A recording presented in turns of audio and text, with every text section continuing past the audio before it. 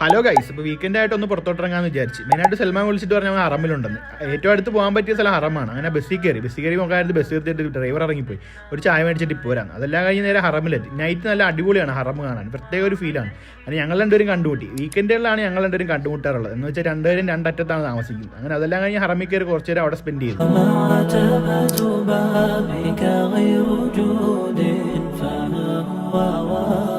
അങ്ങനെ സംസമെല്ലാം കുടിച്ച് ഞങ്ങൾ രണ്ടും കൂടെ പയ്യെ പുറത്തോട്ടിറങ്ങി. ഇനി എന്ത് ചെയ്യുമെന്ന് സൽമാൻ്റെ ഒക്കെ ചോദിച്ചപ്പോൾ പറയും ഇവിടെ ഷോപ്പിംഗ് മാൾ ഉണ്ട്, കയറി കറങ്ങി കാണാം. നോക്കാൻ നേരത്തെ സൽമാൻ കാർട്ടിലാട് കിട്ടുന്ന വാച്ച് നേരിട്ട് കണ്ടിട്ട് സന്തോഷം അവൻ്റെ മുഖത്തുണ്ടായിരുന്നു. ഗസ്റ്റിൻ്റെ വാച്ച്. അങ്ങനെ അതെല്ലാം കണ്ടു കഴിഞ്ഞ് ഇഷ്ടം പോലെ വാച്ചിൻ്റെ ഷോപ്പുണ്ട്. വാച്ചിൻ്റെ ഭ്രാന്താണ് ഞങ്ങൾക്ക് രണ്ടുപേരും.